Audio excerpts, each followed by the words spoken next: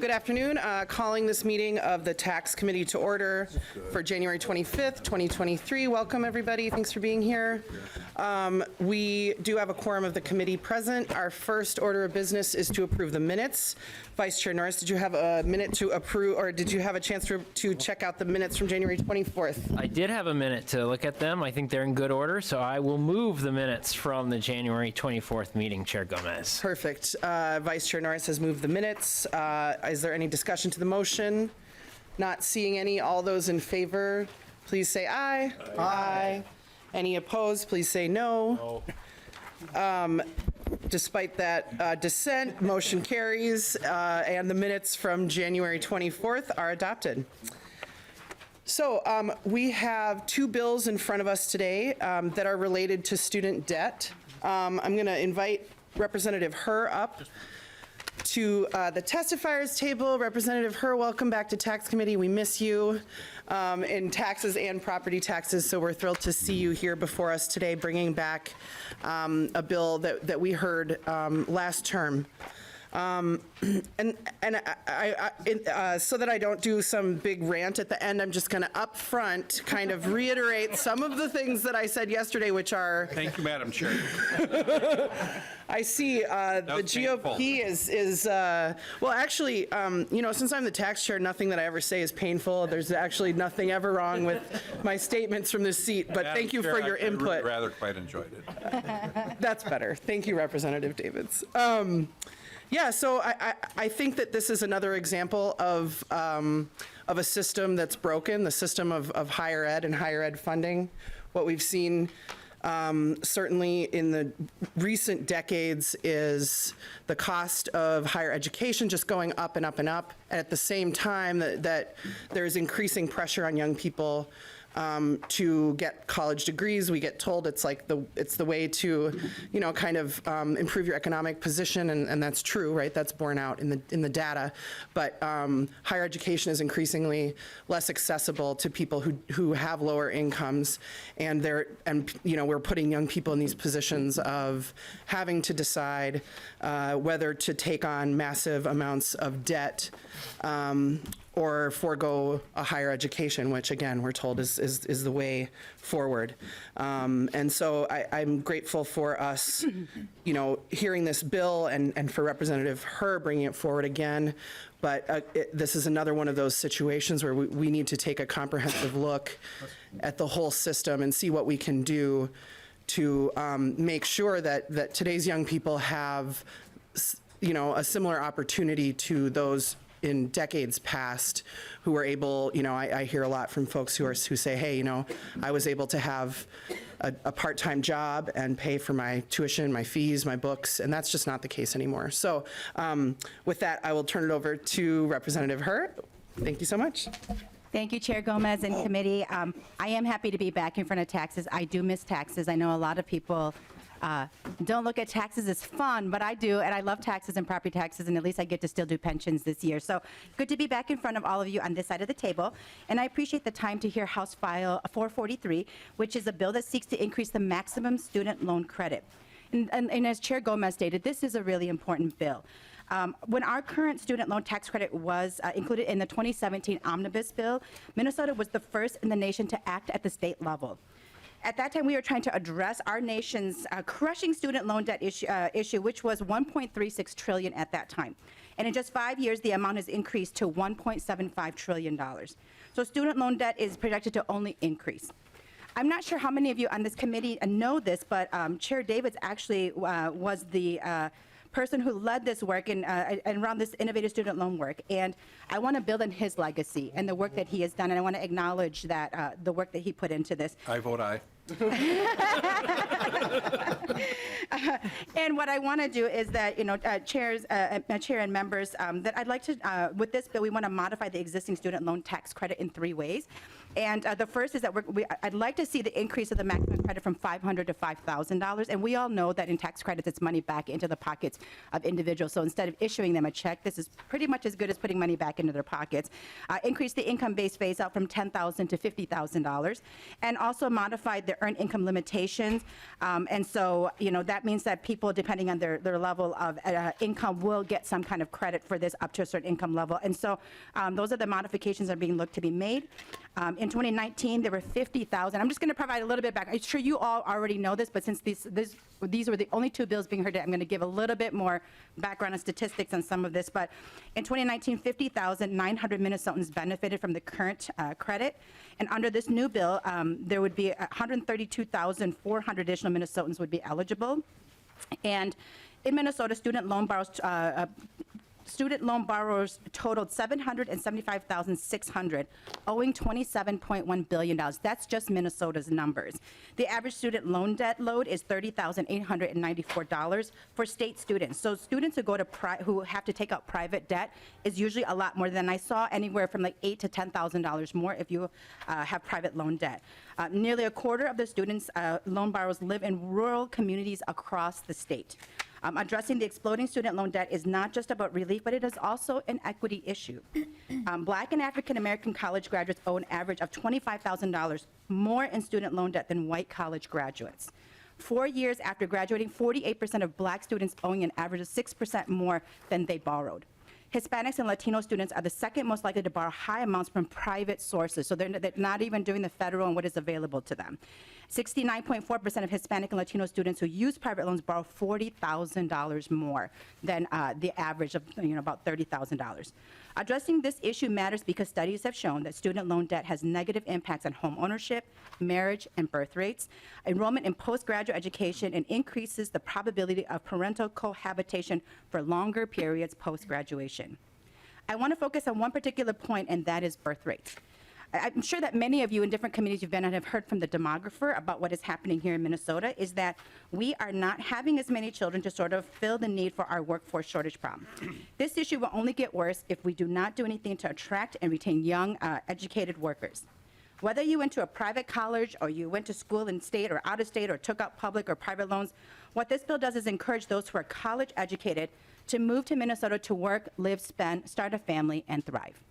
Chair, there is more I could say about this because this issue is also really important to me as a first-gen college student, as somebody who had to pay my own way. And there were weeks in which I didn't eat, and I didn't know that was called food insecurity back then because I was paying for my own college.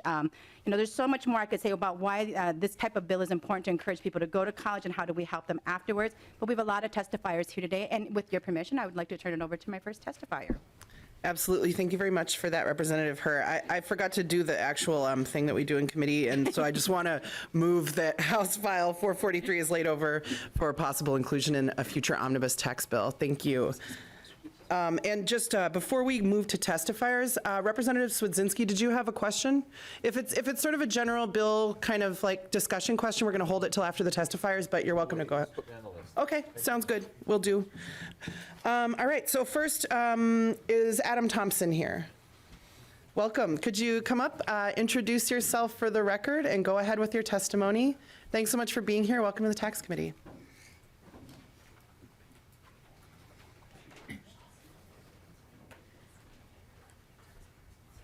Hello.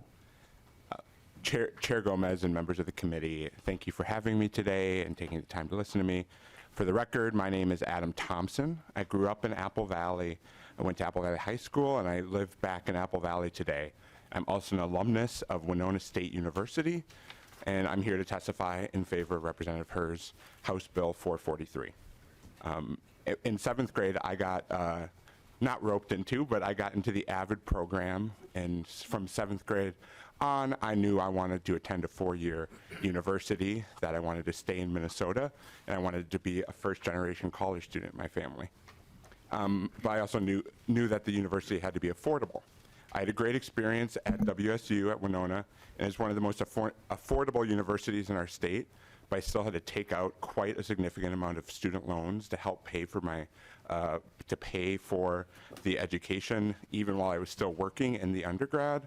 By the time I finished at WSU, I think I was a little nervous to look and double check the number this morning, but I want to say it was over $45,000 in student loans while working throughout college and not, doing anything extravagant.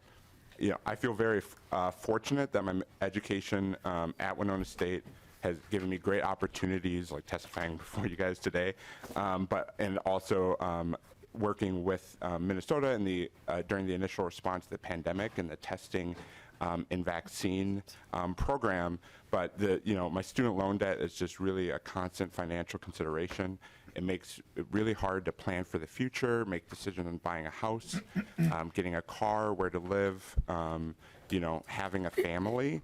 And I know a lot of similar students and, contemporaries are feeling that same level of pressure and as they decide where they want to live, both within Minnesota, but also whether they want to live in Minnesota. And so, growing up, I know that Minnesota taught me that, we have a common desire to help our neighbors and build our strong communities through investing in one another, investing in our communities.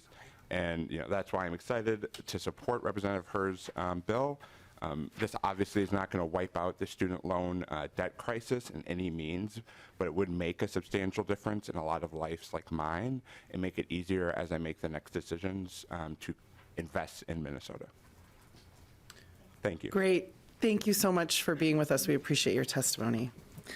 Next up, Jonathan Harms.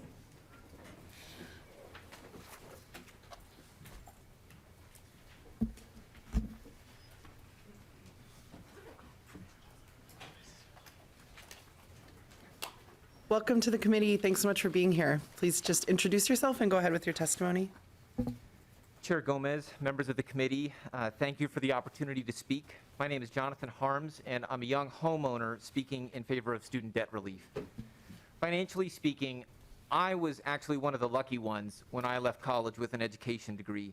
My debt load was low, thanks in large part to the great love and neuroses of my Mennonite grandparents, whose quixotic saving habits were shaped by the trauma of living through the Great Depression. Many of my classmates, though, did not have such a lifeline, including my wife, whose debt we shared when we married almost a decade after graduating. She spent 6 years teaching in a difficult school for a sub-living wage. During all that time, she felt like she was doing something wrong because of how hard it was for us to stretch the paycheck to the end of the month. We learned how powerful debt relief could be when the teacher loan forgiveness program cut her remaining debt in half. We would still be in debt today without it. That relief was decisive in allowing us to finally start planning, saving for a house, which we've now bought, a family, hopefully, maybe, in the future, and a future for those that child or those children that we hope to have. All of our students deserve a fair chance for the future. We want to live in a state where all kids can attend stable, affordable childcare, robust public schools with adequately paid teachers, and a university education that gives them opportunities instead of drowning them in debt. But all these systems are being left to wither or implode without a progressive tax code to support them. We fear, my wife and I fear, what future our kids will be left with without that support. I urge you to support a tax policy that supports a majority of your constituents and to support the student loan relief bill. Thank you for your time. Thank you so much for joining us. Next up, Jubilee Prosser, if you're here.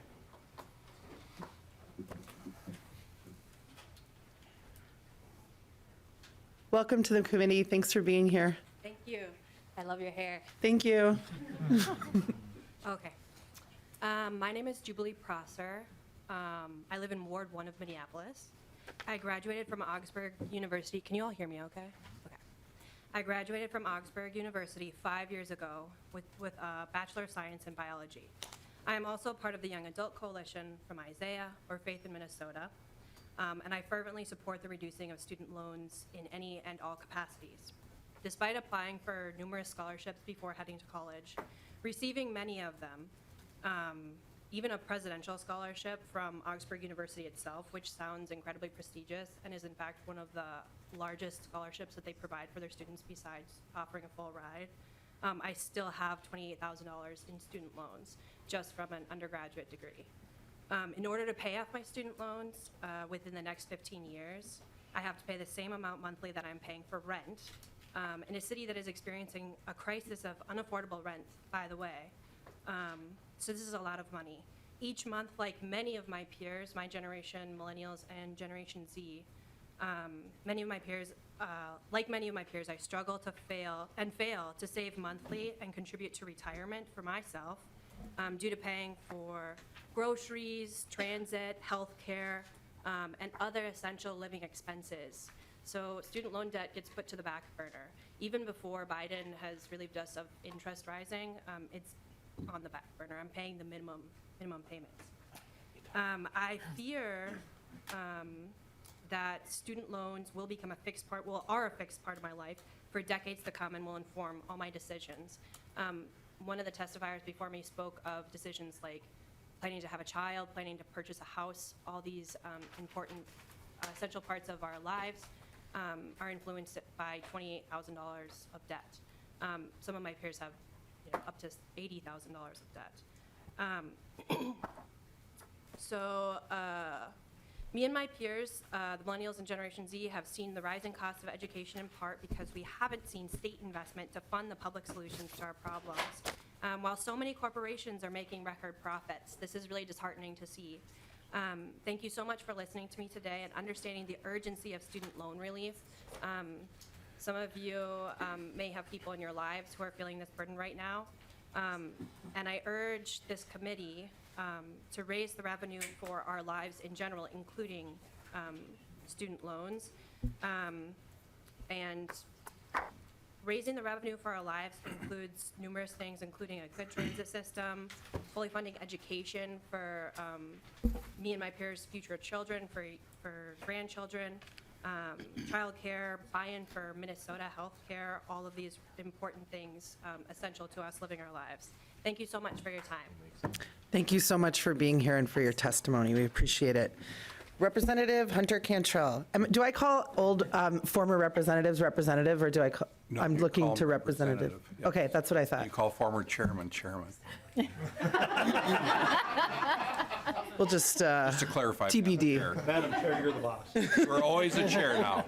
Unless they're senators. Representative Joy, I think, has it right here. Welcome. Who you ask me. That's right. Welcome to the committee, Representative Cantrell. Thank you so much for joining us. Thank you for having me, Madam Chair and members of the committee. So my name is Hunter Cantrell. I'm a former state representative. It's nice to see most of you. I'm kidding. It's nice to see all of you. And I'm here today to testify in strong support of Representative Herr's bill. I, like many, answered the societal call to pursue a post-secondary education to be able to better myself in the world around me. While it is absolutely true that not everyone needs to go to college to attain financial stability, it is a barrier to entry for many people to achieve the living wages and benefits that they and their families need to rely on. In my case, I will be beginning my medical education in the fall, an opportunity I've worked my whole life for as a non-traditional student. But in order to get to this point in my academic journey, I had to first complete my bachelor's degree. We have a significant shortage of healthcare professionals, and when the upfront cost to even get to the point of being a candidate for programs is the completion of a degree, or at minimum, several college prerequisites that cost tens of thousands of dollars, it's no wonder why. Similarly, a majority of decent paying jobs, despite the workforce shortage, require bachelor's and even master's degrees, while the salaries for many jobs have completely stagnated, leaving people saddled with student loan debt from which they will not soon be rid of. The cost of attending college, and therefore the cost of borrowing, have grown at an unsustainable pace, and Minnesotans are in dire need of fiscal breathing room with respect to student loan debt and accompanying payments that, while promising to be an avenue to reduce economic barriers, have in turn created new economic challenges for working people throughout our state. Working class people, especially working class young people, who likewise pursued college because doing so more often than not is the clearest path to economic stability for us and our families, are languishing in this student debt crisis. The uncertainty around student loan debt forgiveness, the impending resumption of payments for public borrowers, and the historic failure of the public service loan forgiveness program that, while on paper is a great idea, has resulted in 99% of qualified applicants being denied, all necessitate your strong and decisive legislative action in our state to give new grads and families some relief from this burdensome financial anxiety. This bill is one significant measure that the legislature can take to not only acknowledge the student loan debt crisis and its effect on deterring young people and people of all ages from buying homes and starting a family, but to begin to reinvest and put money, money back in the pockets of working people who give back to our economy and communities every day as a result of their college education. And with that, I thank you, members of the committee, and I urge your support. Thank you, Representative Burr. Thank you so much, Representative Cantrell, and I look forward to the day when we can add doctor to your list of honorifics. Congratulations on your admission to medical school. That's really great news. Madam Chair, Yes, Representative Davis. Representative outranks doctor. Thank you for clarifying that. We'll be sure to note that when we're adding it to your title. Next up is B. Rosas. Welcome to the committee. Thank you for being here. Just note your name as you begin your testimony, please. Awesome. Thank you, Chair Gomez. Hello, members of the committee. My name is B. I am a recent graduate from the University of Minnesota. I had a riveting graduation on Zoom in my room, so I am here to testify in favor of House File 443 because, like many others in this country, I am drowning in student debt. During my time at the U, I was a full-time student who also needed a part-time job to help make ends meet. Now I have a bachelor's degree and a well-paying job, and I'm still struggling to make ends meet. Growing up, I was told that getting a degree would secure you financial stability, but I haven't quite achieved that yet. In the span of 4 months, I've seen my monthly student loan payments go from $500 to $660. This is matching my rent almost. I remember student debt being a topic of conversation when I was in school, and it gave me hope that our leaders and all our makers, just like you all, would be taking initiative to tackle student debt and also stopping the predatory practices of private lenders that took advantage of me and several members of my community as well. I appreciate House File 443 and Representative Herr for taking steps in improving the tax credits for our students. I hope you all see that increasing the maximum credit limit and also making these credits refundable will help not only me, but also others in our communities who are struggling with student debt. So many of us cannot afford to go back to school. I know that I can't, and I want to. I want to advance my degree and expand my knowledge, expand my skills, but the price is simply just not worth it anymore. The fight into making higher education more accessible and less expensive is one that is going to be ongoing, and I hope that we take the right steps. Learning and expanding our minds should not come at a high price. We need to invest in solutions that not only address the barriers in our education system, but dismantle them.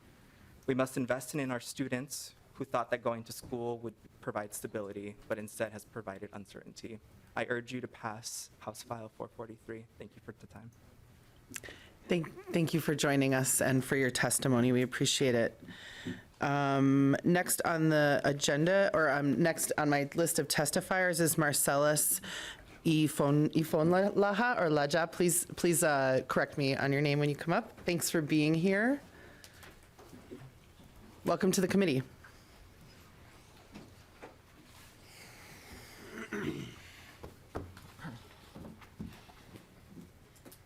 Chair Gomez and members of the committee, thank you for the opportunity to testify today. For the record, my name is Marcelo Ifonlaha. I'm a current student at Metropolitan State University, and I also stand before you as a board member of Students United and a community board member of Foster Advocates. I'll be graduating this December, and after finishing my degree, I plan on converting my full-time internship with Clifton Larson Allen to a full-time job as a private equity analyst. My path to a degree has been a winding one. Despite being bounced around in foster care, I made the decision early on in the 6th grade that I wanted to go to college to provide a better house and financial situation for my parents. Leaving high school, I went to a semester of school in Ohio, Miami University, And I immediately realized that despite my scholarship and taking all the loans available to me, I cannot afford to complete my degree there. What's more is after coming home to try again, I was informed that the debt I incurred at this school would prevent me from applying for financial aid or enrolling in school here. After 2 years of working 2 full-time jobs, chipping away at unpaid tuition and student loans while also trying to secure stable housing, I was eventually pushed by my social worker to attempt community college and re-enroll at St. Paul College. I had an amazing experience there, and with the help of a scholarship provided by Travelers Insurance, I was able to complete my associate's degree at St. Paul College and look towards my bachelor's. It took resilience to make it that far, a resilience I was only able to muster because of what completing this degree meant to me. And also it came from the help and support of my school, my teachers, and my loved ones. The scholarship I received is going a long way to make my career aspirations possible, but the student loan debt I've incurred leading up to this point is still a pending financial burden. As I think about where I want to live and work, possibly pursuing a CPA, and losing financial aid and the grace period, this bill is another incentive to remain in Minnesota and build a family. Something that I, as a former foster, have been very intentional about in my decision-making. I want to thank Representative Herr for introducing this bill, and I hope each of you will support it. This legislation reminds me of the valuable lessons my experience taught me, and that's Minnesota is way better than Ohio. But really, this is a signal of the value that we as Minnesotans place in higher education, and that we will continue to be pioneers and trailblazers and taking steps to address the student loan crisis. Thank you. Thank you so much for your testimony. I saw that Representative Herr's excited about you going into finance because she has a background in that as well. So, great. Chair Gomez, can I just Yes. say really quick to the testifier? I know this is unconventional, but Please, Representative Herr. I wish that we could have passed our foster ed bill that we did pass last year that just came into effect this year, that any child who's ever been in foster care gets to go to college for free. That would have really helped this type of situation, that we need to continue to see how all of our work intersects and why it's so important for us to look at issues from multiple perspectives. So thank you for the testimony.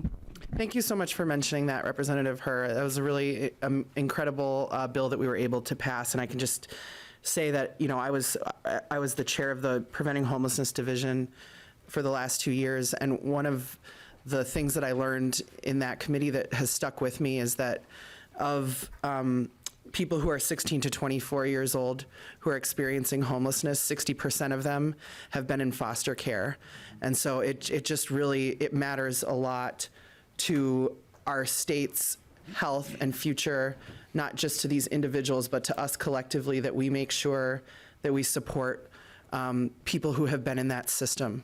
And, you know, that it matters a lot when they're able to succeed. And so thank you so much for sharing with us. We appreciate it. So that's the end of the testifiers. Is there any discussion to the bill? Oh, actually, sorry, I have a list already. Representative Swedzinski, you're first up, and we'll get you on.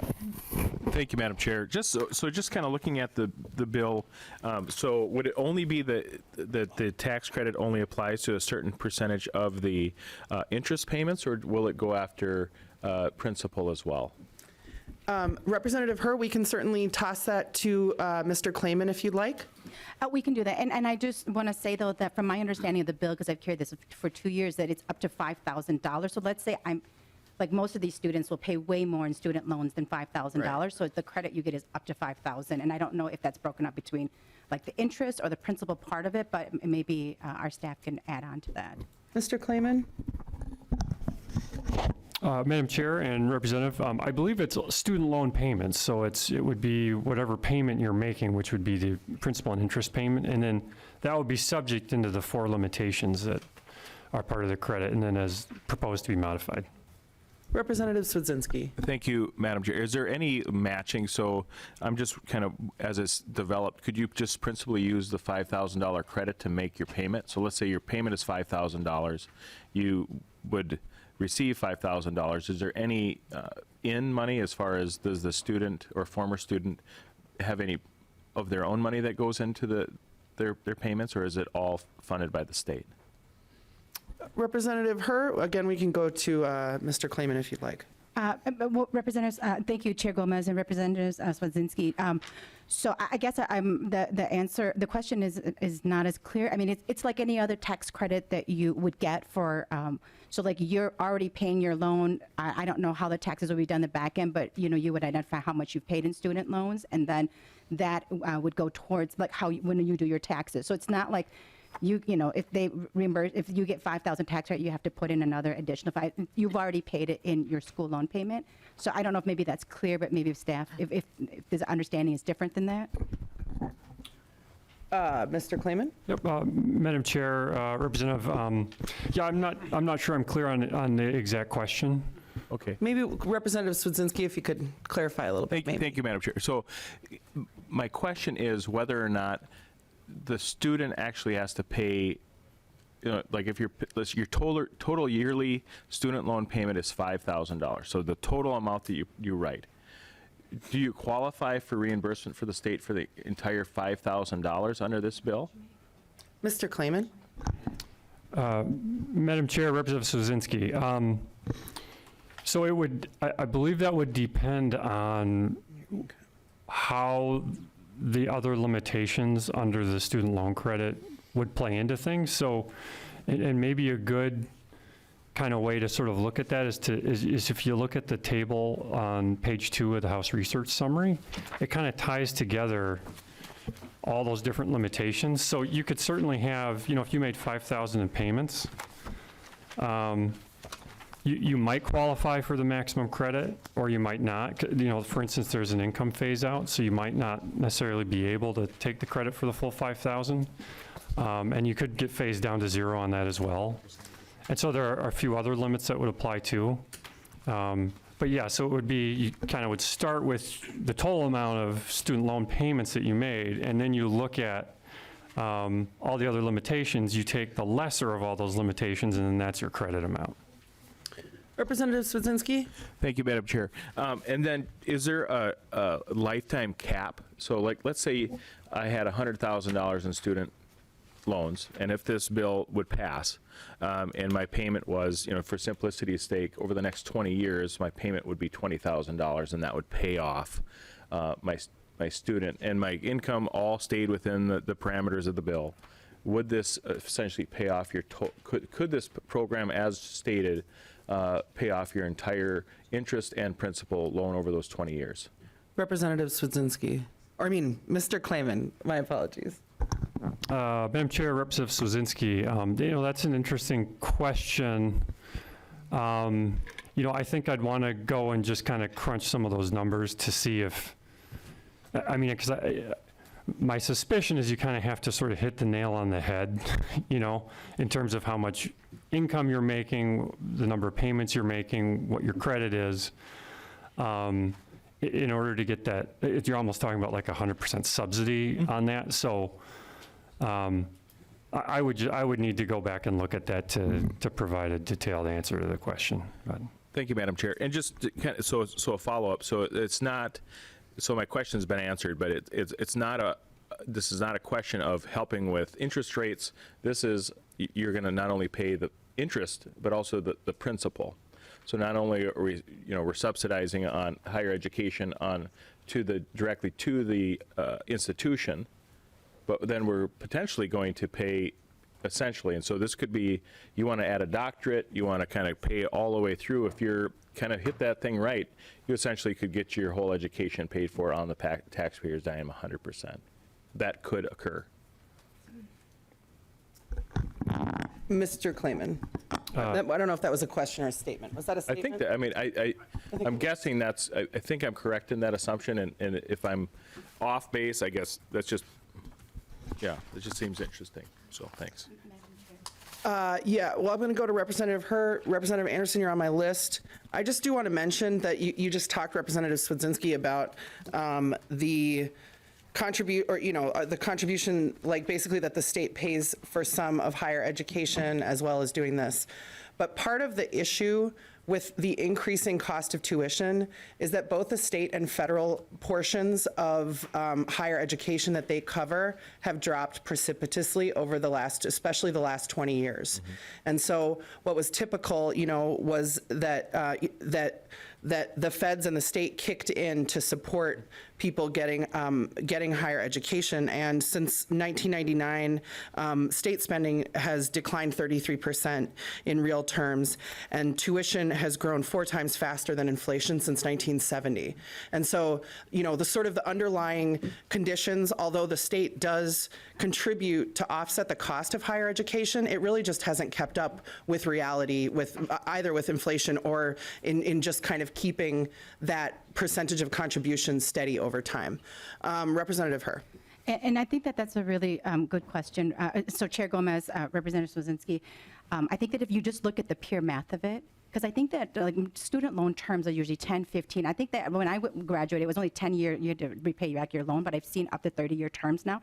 And if you think about it, somebody would have to have a really low income, and they would have to not increase that income over a certain number of years. And if you think about it, if you had 30 years to pay for that, and you only have $5,000 back a year, that's what is that, 5,000 and 30 is $150,000. It would take you that long, but if you're thinking about somebody's loan and then the interest continues to grow on that, so it's like when you look at just the pure math, there's not going to be anybody who's, and maybe it's going to be a really low number, who will actually ever have their complete loan paid off by this. So if you're just looking at the pure math, it would be really difficult to do that if you think about all the conditions in which would have to be in place in order for somebody to have their entire loan paid through this type of loan credit. Representative Swazinski. Thank you, Madam Chair. And just maybe a general question to leadership or to you, but it's from looking at the costs of this, we're almost talking about almost $500 million for credit to kind of help with payment. So rather than kind of pick and choose and create a program, and I appreciate Representative Davids' leadership on this when it was a smaller amount, but when you increase it to $5,000, potentially maybe something that for this committee to really look at is maybe we should just take that money, that substantial amount, and just put it in the higher education. Thank you, Representative Swazinski. I feel like that kind of aligns with what I was talking about yesterday, that we can't tax credit our ways out of broken systems. I agree with you. I think that we need to spend the public dollar on the public good as much as possible. And so to the extent that that translates into, increasing investment in our public systems, we're aligned on that. So looking forward to your support on a great higher ed bill as we move forward. We'll put you on the list, Rep. Lee. Representative, okay. Okay, I'm really glad we're having this conversation. We have a number of people on the list. Before we move on with it, though, there's another person in the audience, I believe, who wanted to give us a few minutes of testimony. And so if that person could come up. Thank you so much. Thanks for being here. And if you could just introduce yourself at the beginning of your testimony, we'd appreciate it. Sorry that I moved on to conversation without turning to you. Hello. Chair Gomez, members of the committee. My name is Rahel Haile. I'm the executive director and co-founder of an organization called Minnesota Youth Collective, an organization that builds the political power of young people through civic engagement, issue advocacy, and leadership development. I've spent my whole career working as a young person and alongside young people to build their political power to improve their material conditions. I formerly worked at an organization called MPIRG. I, along with other organizers, worked tirelessly to pass the original tax credit in front of you, a bill we called Opportunity Minnesota. We knew that a student loan tax credit was one small step in addressing the student debt crisis in Minnesota that has been talked about session after session. That bill had a few flaws, and one of the things we knew was that we wanted the credit to be refundable, to put money in the hands of young people that are dedicating so much time, money, and effort into higher education. Now we have the opportunity to do so, and I highly encourage you all to move forward with House File 443 to show young folks that we are finally ready to address the long-standing issue of the student debt crisis in Minnesota. Thank you. Thank you so much for your testimony. Thanks for joining us today. All right, so we're going to turn back to member comments and questions. And next on the list is Representative Olson L. We have both Olsons on the committee. Representative Liz. I'm just kidding. I like it. Thank you, Madam Chair. And I also was just going to piggyback on the idea of the 709.7 million. I mean, and to your point yesterday, I think was very good that we've heard about childcare and we've heard about student loans today, and that this is a way to help, but it doesn't actually address the bigger problems. And I think, you know, a colleague across the aisle did a good job with that point today. But I do have to say that there is like immediate urge. And when I first ran for office and got elected, I did one of those legislative surveys we all do to hear from our constituents. And you feel like you know your district pretty well, right, when you get here. And I was blown away by the response of student loan was the #1 thing that was holding my community back. And I haven't checked the average income since redistricting, but my district's about $58,000 for average household income. It's not a lot of money. And so people making decisions about housing, you know, they're renting longer, they're not having families, everything that our testifiers hit on. So it's, yes, we absolutely do need to do the structural change to make it so people can afford their lives, and the urgency of with people surviving day to day and making decisions that will impact them right now. I think the testifiers did a beautiful job. And so I think a lot about that first legislative survey and kind of the need to do both the urgent thing and the long-term thing. And I think we have a lot to balance in that conversation, but I really appreciate Representative Herr bringing this bill forward, and that we're having this conversation here. And I appreciate the way the chair has framed this week to put us in that place where we should have tension. But we need to do what we can to improve people's lives now and in the future, and I think this is a good place to start. Thank you. Next, Representative Whitty. Thank you, Chair Gomez. Would this bill also apply to trade schools? Obviously, there is an investment there coming out of it. Can they recoup some of this? Would they be a part of it? Representative Herr. Madam Chair, maybe I could turn this over to our staff to answer this question. I thought that it was any kind of post-secondary education, but I want to make sure that I don't tell you something that's incorrect. Sounds good. Mr. Klayman. So, Madam Chair and Representative, just to restate the question, make sure I have it. So the question is, you know, what are the types of educational loans that this you could get the credit for? Yes. Is that, so it would be eligible loan payments, and my assumption here is that that's defined at somewhere in the bill or the existing statutory language. I don't have that citation in front of me right now. I can certainly get it for you here in a short amount of time. Or hang on. Oh yeah, so trade schools are financed through the Higher Education Act, so those would be covered. So yeah. Okay. Just Excellent. Yeah, quick work, Mr. Klayman. Representative Whitty. Yeah, thank you, Chair Gomez. And then the other part of it is, I appreciate what everyone's saying. I appreciate the testifiers coming in. Obviously, trying to get ahead in life after school and this avenue you've taken. But I would like, you know, like even the higher education piece. Universities have a role in this also. And I think they should be, their decisions and how their programs go, they have cost, and that adds on to these bills. And sometimes they gotta maybe look what is important and provide the education, and not what is niceties or extras. So I think that's a way to also lower these costs, so these students aren't coming out with big loans and that. So thank you. Absolutely. Thank you for that, Representative Whitty. I think if you ask any of the lobbyists for the University of Minnesota, they're really happy that I'm not on the Higher Education Committee anymore, because I had a lot of questions about executive compensation, golden parachutes for, you know, departing administrators. There are some, you know, professors, frankly, at the university that make like $950,000 a year. And, you know, to have that be the reality of executive or higher level compensation at our state land grant university, while tuition's going up, the burden on students is increasing. You know, that's a really important conversation. So thank you for bringing that up. Yeah, Representative Whitty. Sorry, thank you, Chair Gomez. One more question. would these loans also pertain to parents getting if they're paying them off? I got 3 daughters. I'm paying through school. I think a lot of us all have daughters. I'm just wondering if that would pertain in this bill. Mr. Clayman. Madam Chair, Representative, the credit's available for eligible individuals, and again, off the top of my head, I don't know if that scenario would be covered, but I can get back to you for certain.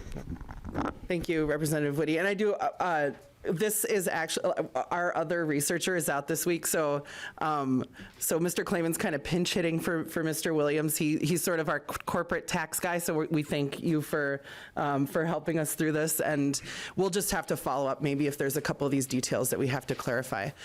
Ms. Templin, did you have anything to add? Great. Thank you, Madam Chair. I just wanted to Representative Woody's question, the revenue estimate was reduced accordingly to take out student debt for a dependent. So that would mean that the student loan credit, cannot be used, by parents to reduce, for student loan debt. Okay, thank you for clarifying that, Ms. Clayman. On the list. Representative Anderson, you're next. Thank you. Madam Chair. It's like, sorry, okay, a question to the researchers, I think. So the line 1.11, it uses the word adjusted gross income, 10% of the adjusted gross income, but then line 113 is earned income.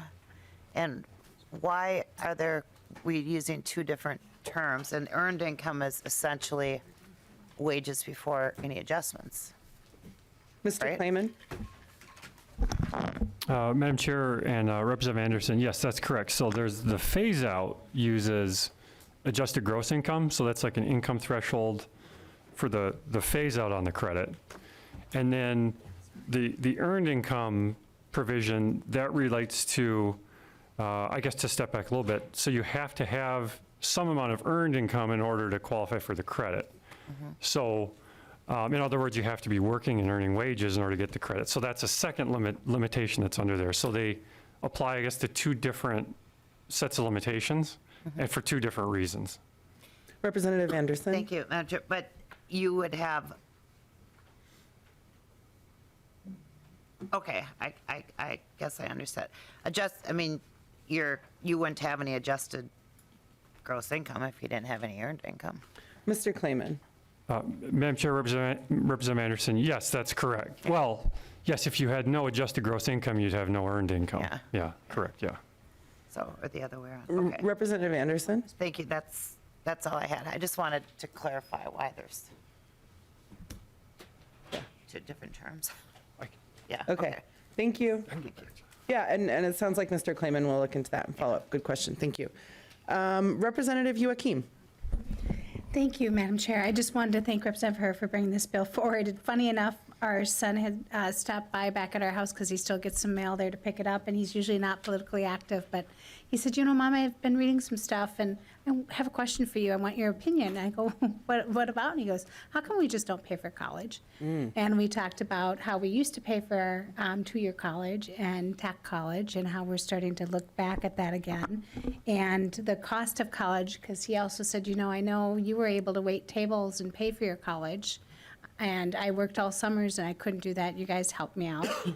And it's a good question for this next generation, because if we're going to value having a degree to make sure that people can earn a living and make their way in lives, we should really be doing some of that investing, like you're saying, in our higher ed institutions. And there's been a joke around here for a while, and it's been a while since I've been on higher ed, that we shouldn't be calling it the University of Minnesota anymore. We should be calling it the University in Minnesota because of our lack of investment over the years.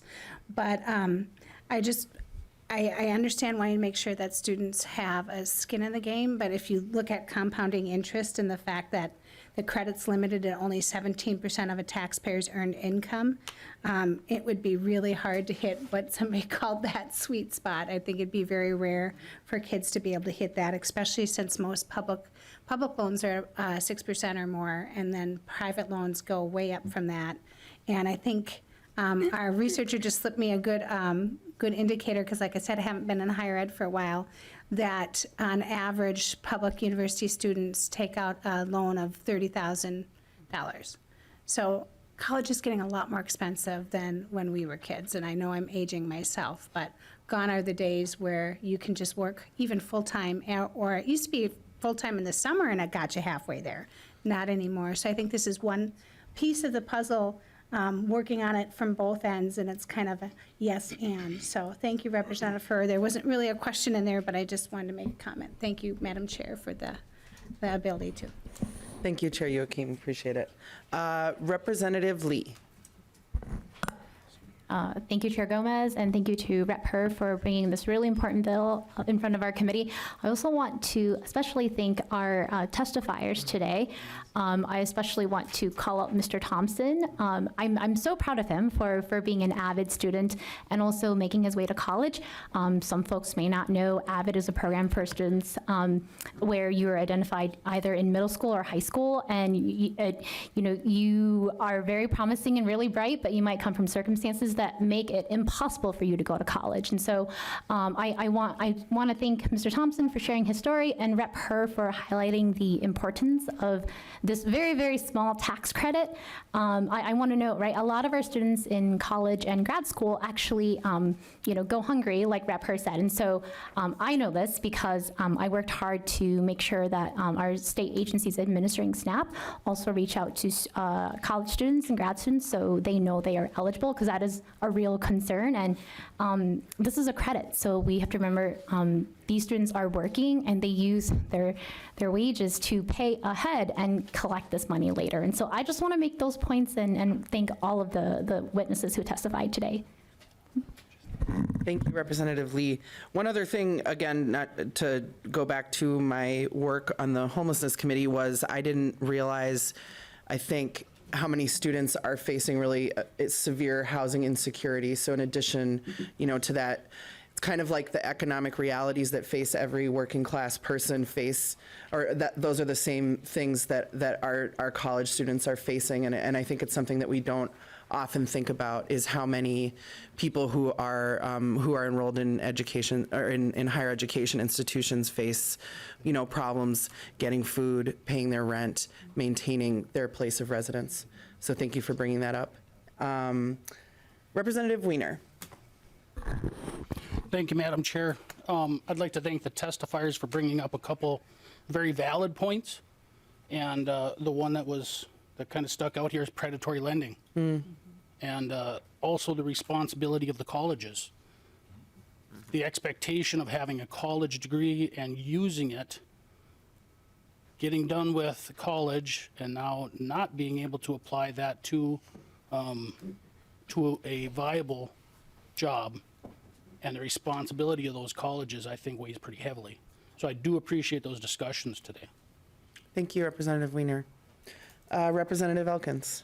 Yeah, I just wanted to follow up on what Representative Joachim was saying. So I might be the oldest person at this table. I'm going to definitely date myself by remarking that when I went to the University of California at Berkeley, the tuition was $212 a quarter. Oh my God. Okay.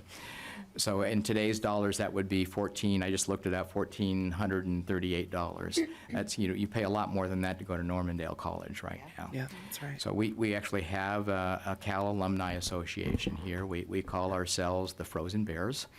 And one of the games we like to play when we get together is, what was the tuition when you went to Cal? And, I'll say, I paid $212 a quarter, and all of the younger ones, their jaws just dropped. I paid $325 a month for room and board. My first car cost $600. And I worked my way through college as a ticket agent and baggage handler for TWA, and graduated without any student loan debt whatsoever. But it kills me when I have, talk to, other people my age and complain that, well, I paid, I earned my way, worked my way through school. Why can't today's, young people do the same thing? They can't do it because we're not providing the same level of support that the state of California provided to my public education 50 years ago. It's just we don't anymore. Thank you very much, Representative Elkins. Representative Swedzinski. Thank you, Madam Chair. That brings up a good question that I was debating whether or not to ask. Is there Representative Herr, is there a prohibition on folks that incur the debt while they're not Minnesota residents and then they move to the state? Representative Herr. Chair Gomez and Representative Wazinski, I actually asked that question last year, and I was told that it is written so that even if you incur the debt at another university, that it would, if you live here now and work here now, that you would get the tax credit. And the goal of that is to attract educated, talented people into the state of Minnesota. So, and again, if I'm saying something incorrect, please feel free to correct me, but that was the information I got last year when the bill was presented. Looks like we got a thumbs up from Mr. Klayman. Representative Swedzinski. And then my follow-up, Madam Chair, is just what's the tuition now at Cal State? I just looked it up, actually. It said 38,000, so this is for, it's in 2022, 2023. If you're living in a campus residence hall, total direct undergraduate costs $38,284. That's a state school. In-state. That's an in-state tuition, right? That's right. So for somebody coming from out of state, It would be way more than that. yeah. Representative Olson B. Thank you, Madam Chair. And I just really kind of wanted to go, while we're talking about this stuff, it's a very serious issue. It affects a lot of people my age, and I will potentially date myself in a way that surprises many individuals. I graduated from high school in 2009, and I graduated from college in 2013. So I graduated from college 9 years ago, and I did, in fact, pay for my entirety of my school. So I do not have any student loan debt, nothing like that. So you can perform magical, illusions in this world today. I graduated with no student loan debt. So, and I went to a private university that cost $128,000. I worked very hard in high school. I got a lot of scholarships. My mom was didn't have a lot of money, and so my FAFSA score was spectacular, and I received just about as much financial aid as I possibly could have received. So, it is possible. Is it something that falls without the? I'm a definite outlier, absolutely. But I just want to make sure when we're talking about, I don't want to say elderly individuals, Representative Elkins, but when we're talking about people who are saying it's impossible today, it's not impossible, it's improbable. Representative Olson L. Thank you, Madam Chair. And I just want to quick respond and lift up, and maybe Representative Herr, that statistic is true, but not for BIPOC, not for women, not for folks historically at a disadvantaged state. So that may be true, but I think going back to the equity part of it, which is what is really good about this, is the equity focus too, and I just wanted to say that. Representative Herr, or Representative Pinto had a question or a comment. Should we do that first? Okay, Representative Pinto. Thank you, Madam Chair. And I guess, yeah, similar thought as Representative Olson was speaking. That, I mean, with so much we do with our public policy, we can always point to an outlier, a number of outliers, right? But my kids say that everything in my house, the conversations keep on getting back to early childhood policy, and they're there too. So I'm going to do that here again. That not just us, huh? It's not just it's not just you. No, and they have to live with it. I mean, you only get it a couple hours a day. That so much is it's not it's probabilistic, not deterministic, right? So we know that a child who has a really awful adverse experience when they're young, that's not determined. That doesn't mean that their course is set. On the other hand, the probabilities work a certain way, and I so much appreciate what my colleague Representative Olson had to say. That then when you factor in issues of race and gender and structural inequities in our society, we're playing the odds here, right? So we do have individuals. I'm so glad for you. And let's face it, and you're not alone. I'm sure there's other examples of that as well. And we know for a great majority of people, this is such a burden that then hurts them, but then hurts the rest of us too. So I'm just kind of thinking in terms of probabilities and not just it's not deterministic, but it is probabilistic. Thanks, Madam Chair. Thank you, Representative Pinto. Representative Herr.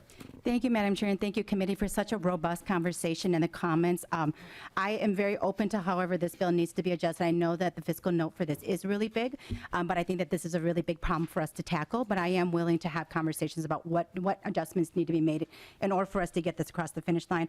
I just want to wrap up by addressing a couple of things and closing out here. But I do just want to touch on what Representative Wiener said about predatory lending and responsible universities, which I went to do my, I'm still working on my doctorate, 10 years. Oh God, I hope I finish.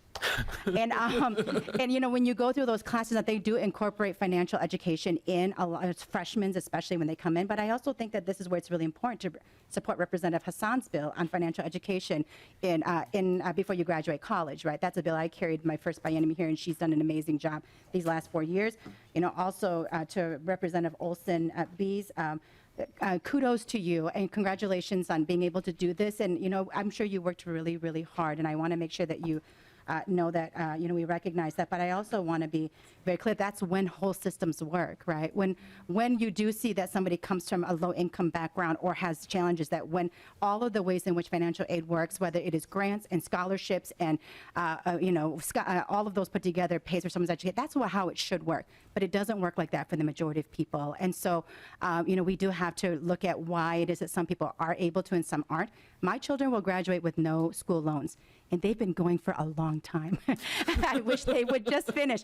But they also have an enormous amount of privilege, right? Parents who went to college before them, a father who works in the financial sector, which we make, 3 times the average income in Minnesota here, right? My children will never, and they're going to be those people who graduate. But that's an enormous amount of privilege. And how does privilege play out in people's ability to pay for college and people's ability then to, how much debt they have. So I just want us to maybe think about that perspective as well, is that, and who the systems have benefited and who they haven't. So if you're an African-American person whose father didn't benefit from the GI Bill and he couldn't get an education, they couldn't own homes, you've already started a disadvantage of wealth and all of the ways in which things have to exist in order for you to get to the place where you can even go to college and all the disadvantages that were stacked up against you. So I love this conversation. I love how we're all talking about the intersection of the disparities which lead to ability to go to college and then the amount of debt that students take on afterwards. So thank you all so much for that. I just want to say in closing that I want to emphasize what Representative Solozinski said, that he's right. We should fund higher education more. We should ask them more questions to hold them accountable, but we should fund them more. But this is not an or issue. This is an and issue. Because funding higher education, higher ed institutions now helps the students in college now, but it doesn't help relieve the debt for those who've incurred an enormous amount of money trying to go to college and have a better life. And this is a tool to encourage loan payments. So I think that this is a really good tool for that. And I did hear a lot from people from over social media saying that this is like a handout and other people were able to do and pay their own school loans. But the truth is that you all have already talked about how much more expensive higher ed has gotten, and I was able to pay off my school loan, even though I struggled and I was a first-gen student. But I do want to remind people that when I graduated and I started working in 1995, I had about $20,000 in school loans, and that was, with some grants and some scholarships. And my family didn't have the means to help me out. So there was no support from them. But I was able to pay it off in 10 years. But my first house also cost $83,000 back then. And the average home price today is $250,000. And wages have stagnated since 2009, even though we have a worker shortage. And so I would ask for us to look at this holistically and really see how we're building for the future of our state. And that means keeping our talented, educated people here, but attracting them with really great student loan credit programs like this so that we get more people into our state to do great work. So with that, I would ask for support of this bill and continued conversation.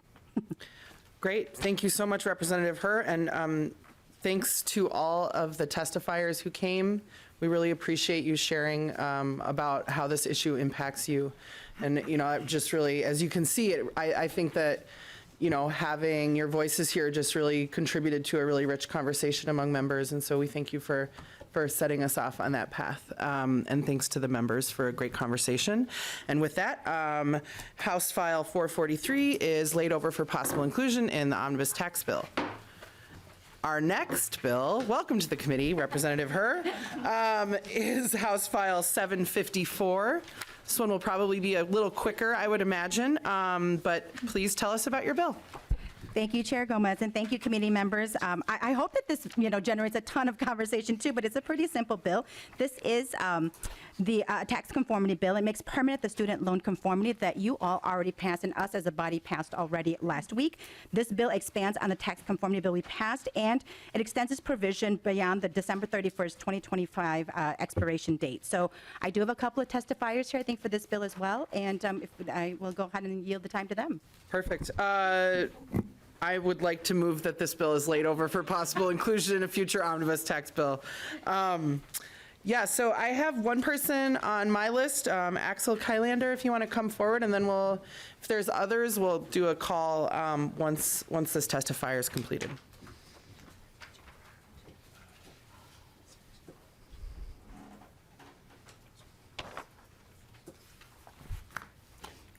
Welcome to the committee. Thank you so much for being here. Chair Gomez, Ranking Member Davids, and members of the committee, thank you for the opportunity to testify today. For the record, my name is Axel Kylander, and I'm a student at Metro State University. I also serve as the State Vice Chair of Students United. We are the statewide student association representing all current, future, and former students attending the 7 Minnesota State Universities. On behalf of Students United, we're excited to testify in support of Representative Hers, House File 754.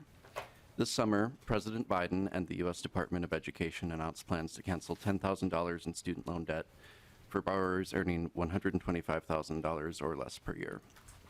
This decision also included an additional $10,000 in forgiveness for borrowers who receive Pell Grants. As an organization, Students United has long advocated for student borrower relief and is committed to pursuing greater equity and opportunity within higher education.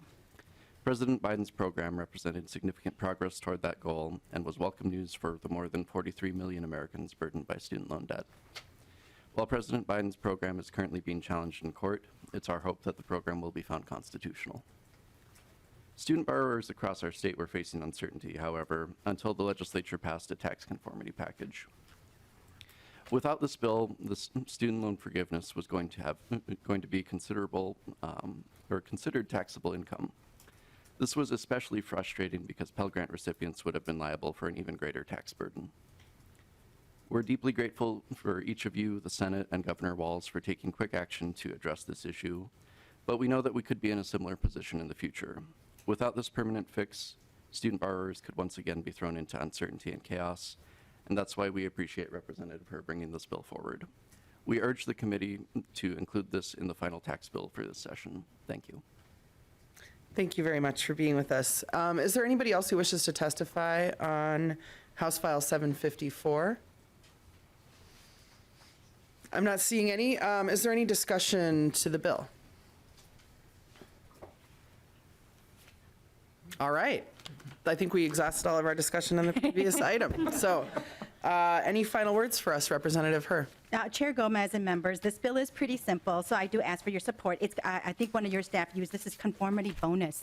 So, regardless of how the Supreme Court rules on President Biden's loan forgiveness program, we will be ready for any future loan forgiveness program if we pass this tax conformity to make it permanent. So I would encourage all of your support in including it. Thank you. Excellent. Thank you so much, Representative Her. And with that, House File 754 is laid over for possible inclusion in our future omnibus tax bill. All right. So as I mentioned yesterday, we're not meeting tomorrow. So our next meeting will be Tuesday, January 31st. Same time, same place. I look forward to seeing everybody. And with that, we are adjourned.